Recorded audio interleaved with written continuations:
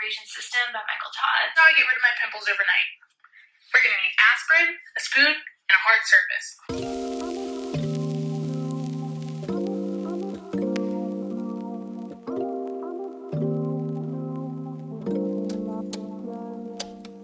What's up, you guys? My name is Tess. Hey, and welcome back to my channel.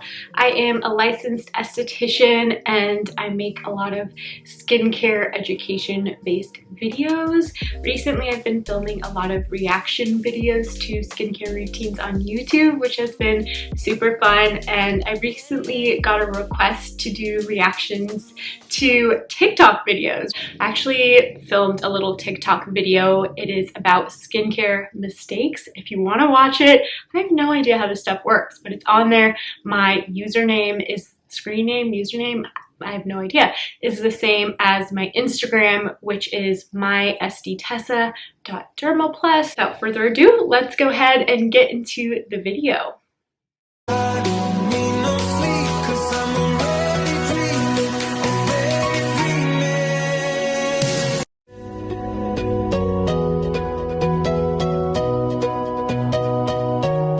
I have a lot of thoughts about this one. So in this video, this person is using the very popular Amazon find, the Aztec Clay Healing Mask, and they are mixing it with apple cider vinegar. So I have strong opinions about both of these products.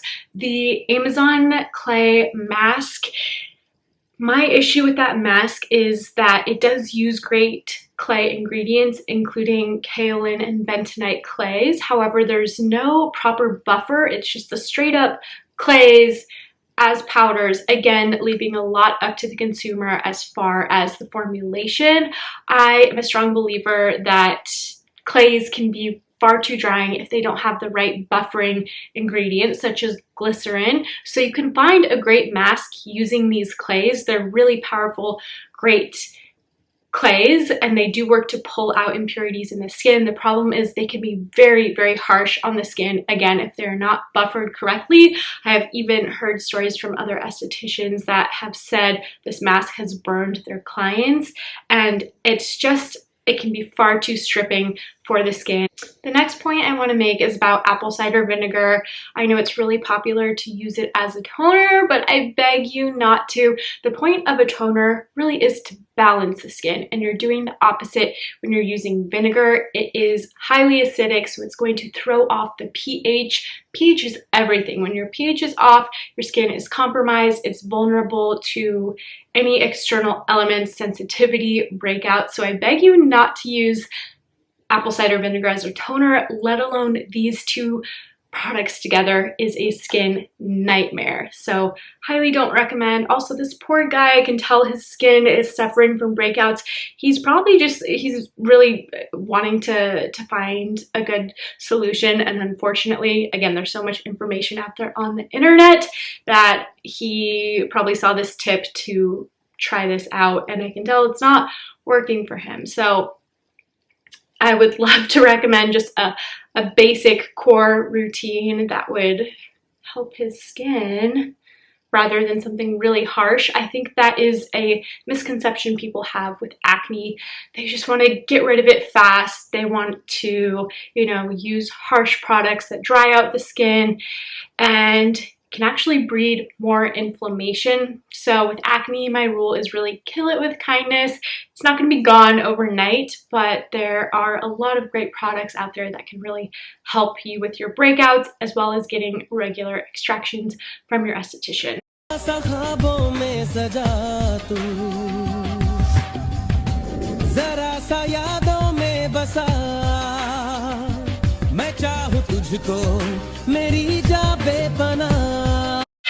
Okay, so this person is mixing toothpaste, Colgate to be exact, with lemon. So kind of similar to the example of the apple cider vinegar with the clay. Here you have something highly acidic, you have lemon, and then you have toothpaste. They're both very far from the skin's normal pH, which is about a 4.5.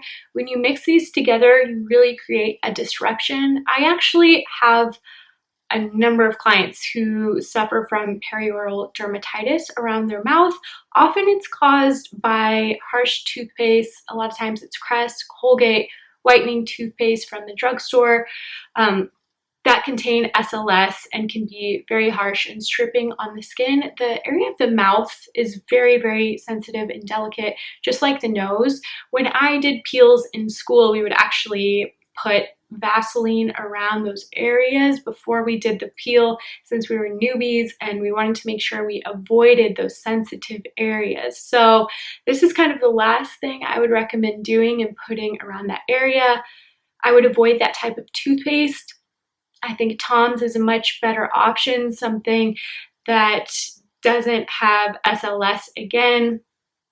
Fluoride if you have a sensitivity to it, and I would avoid putting lemon again around the mouth because that is kind of giving yourself a peel. So I understand she's trying to lift off the dead skin around just on her lips, but it is kind of migrating and moving all around her lips and her face, which could result in sensitivity, over-exfoliation, inflammation, which, as we know, can lead to breakouts. This at-home microdermabrasion system by Michael Todd, because if I obviously go see my facialist or eyebrow lady, I will end up in jail or worse, have the virus. So she can be used wet or dry, and she comes with these cute 3 heads, and I start off by misting my face, but like in sections, and I use like swift motions. Don't stay on one area for too long because then you'll get like these little hickeys all over your face. Yeah, so if you have a weak stomach, I would stop watching now. Okay guys, you know my thoughts if you watched my previous video about at-home microdermabrasion devices. At-home devices in general, I think people need to tread very lightly with, because there's a reason that they are intended to be used by professionals. That said, I think there are some devices out there, such as cleansing brushes, such as professional LED devices that can offer some benefits for the skin, new face, different microcurrent devices that have low risk and can help with maintenance of the skin. They won't be the same strength as devices you could get from your esthetician. Yes, we have a place. When it comes to microdermabrasion, it is a very tricky technique, and it took me actually a while to really get comfortable with it. You need to make sure the skin is dry, the skin is taut. You're holding it taut so as to prevent hickeys, like she said, and there are a lot of contraindications for microdermabrasion. You do not want to go over inflamed acne, rosacea, distended capillaries, sensitized areas. And when I see people using this device, they're just holding it up and they're going over their acne, trying to erase it, when you are just really giving the skin excoriation, which is just basically exfoliating the skin before it gets a chance to heal, leaving yourself more prone to hyperpigmentation and scarring. So it's a no from me. Let's do why I love vitamin C for skin. I wish I could see if these people were estheticians. I'm kind of assuming they are not unless they specify. I kind of just assume they are regular people or influencers, which I think one of the points I want to make with this video is to be very cautious of where you're getting your skincare tips. Nowadays, everyone thinks because they have an iPhone and a skincare routine, they are, you know, they should be recommending products to people. And it's a fine line, because it's like, it's all in good fun and we all want to know what's hot at, you know, Sephora or whatever, and everyone of course is entitled to share their opinion. I just think it gets dicey, because the skin is an organ and there are certain things that will compromise it, and you know, certain things that aren't necessary or necessarily beneficial to the skin. So I'm not saying people shouldn't share what they want to share, but I think it's up to you, up to the consumer, to be very wise about where they're getting their information and what they do follow. Bear in mind, because something works for somebody else, or your favorite influencer or celebrity is using it, it doesn't mean you will achieve the same results from using it, and it doesn't mean it's right for your skin type. So rant over. Let's watch more. My milkshake brings all the boys to the yard and they're like, it's better than yours. Damn right, it's better than yours. I can teach you, but I have to charge. My milkshake brings all the boys to the yard and they're like, it's better than yours. My milkshake brings all the boys to the yard and they're like... Okay, so this video wasn't bad either. She's talking about vitamin C, and facts. Vitamin C does increase collagen and it firms the skin, it strengthens it. So I'm totally a fan of vitamin C. The one thing I realized she is doing is she's using the powder and mixing it in with a moisturizer. I have kind of conflicting feelings about these powders I see, because it kind of gives a lot of responsibility to the consumer. The consumer is not a chemist, and certain vitamin C's require certain delivery systems to actually penetrate the skin. If you're mixing the crystals in with a moisturizer, it's not going to have the same efficacy as if you were actually using a serum that is formulated with really tiny molecules to penetrate the skin. So that's a little bit tricky. I would kind of advise against that, actually. I would say you are better off choosing a professional grade vitamin C serum rather than something you just mix into your products.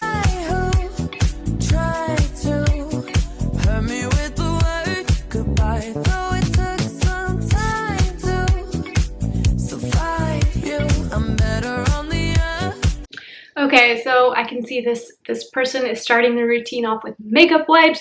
A lot of you know I'm not a fan of makeup wipes. Makeup wipes contain a lot of intense preservatives intended to keep a moist packet fresh, sitting in a little plastic packet for a long period of time. So they tend to be quite harsh on the skin, and they result in a lot of tugging and just kind of mushing all around your makeup and the dirt and oil that's already on your face. Acne is caused when there's heat, friction, oil, debris, and sweat, makeup kind of mixing together. So a makeup wipe would kind of actually produce that. So I'm not a fan. They're also really unsustainable. So that's just a no for me. I think there's way better ways to remove your makeup. I really like the makeup remover cloths. If you guys have seen those at Sephora, Amazon, at your local spa, I think those are great. She is going into her routine using a thick oil balm and then a couple Tula products and then a couple Drunk Elephant products. I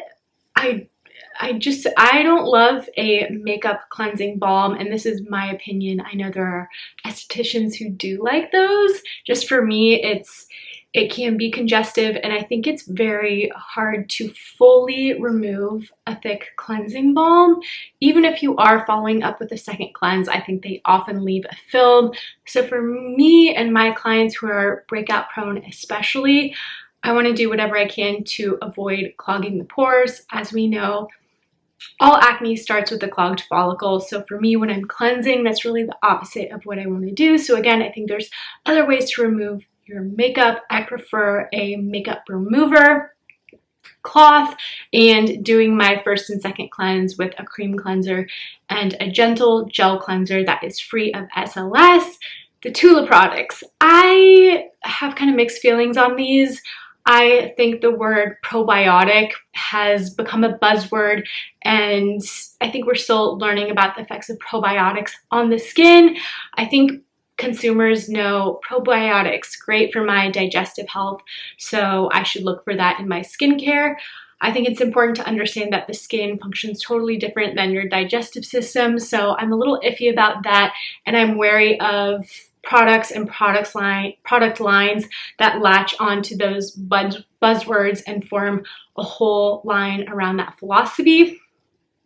Lastly, with Drunk Elephant, I have thoughts on a lot of these lines, and I feel Drunk Elephant is very, very overpriced for what it is. It's expensive. I think you pay a lot for the packaging and the marketing. It's really cute, beautiful packaging, but I think for what you get, it's just not worth it. I also have thoughts on their customer service, the way they have hidden consumer complaints and comments, responded in an unkind way.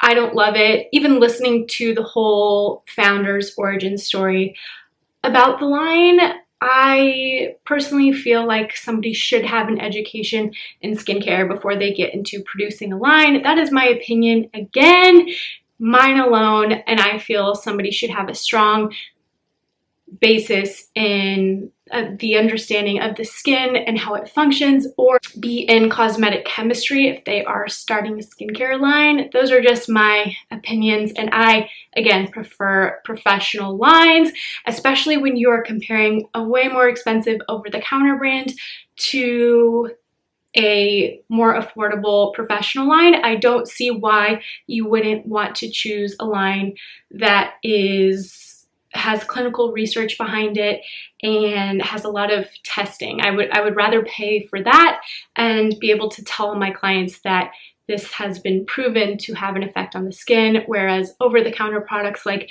Drunk Elephant, they really don't have to live up to any claims that they make.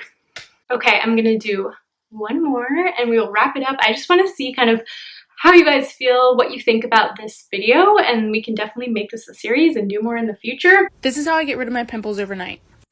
We're going to need aspirin, a spoon, and a hard surface. You're going to need a couple tablets depending on if you're doing spot treatment or if you're doing your whole face. For my whole face, I usually do about 4 to 5 tablets. Spot treatment, it's probably about 2 to 3. Now you're going to take your spoon and you're going to start by crushing up the tablets like this. You're going to keep crushing each tablet until it turns into a fine powder. Once you get it to a point where you think it's powdery enough, then you can start to add the water. I like to do a little bit at a time, that way I can make sure it turns into more of a paste and it's not too watery. Then this is where you start to apply. Because it's made out of pills, it's pretty grainy, so it makes for a good exfoliant.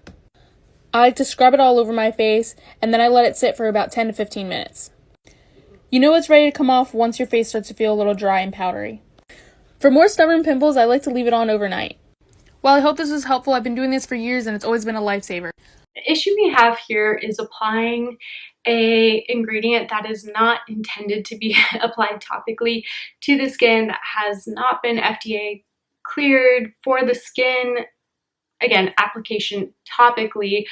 We know that aspirin can have anti-inflammatory effects on the skin when ingested. However, this is where we get into delivery systems and formulas. There is a reason that products are formulated in a laboratory and have certain delivery systems, because your skin, it's not necessarily like a sponge where it just absorbs whatever you put on it. If that was the case, we would just rub oranges on our face if we wanted it to receive vitamin C. It gets a little tricky here, and for this reason, I really recommend, for the safety of your skin, not applying products that you make in your kitchen or that you concoct, especially when it gets to actually mixing medication yourself and applying it to your skin.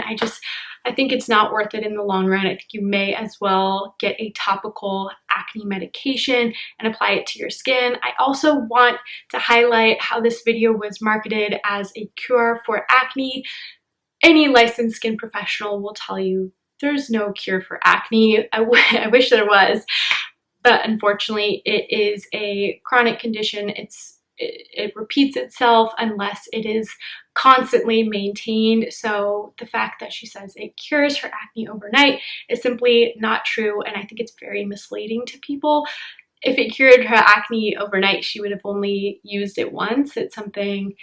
It's obvious that it is a condition that has presented itself. She's trying to address it, and I think a lot of people just go through this circle trying to figure out home remedies, following, trendy things they see on Pinterest or YouTube or Google search or Instagram or TikTok now. So I would say leave it to the professionals and try not to make your skincare products at home. Purchase them from a professional. Okay guys, that is it for this video. I hope you enjoyed. Let me know if you did. Let me know if you have any ideas for future videos. I really want to take my content seriously and make videos that you guys like. So please let me know what that would be. Let me know what would help you out. Also, just a little heads up, I do have an Instagram where I post a lot of information, as well as a podcast with one of my best friends who's also an esthetician. She's an esthetician of 10 years. Our podcast is called The Treatment Room. You can listen to it wherever you listen to podcasts, so go ahead and give that a listen if you like. We've had a lot of very highly esteemed guests on in the skincare world, so it would mean so much if you guys check that out. That's it for me. Thank you guys for watching. Love you so much, and I will see you in the next video.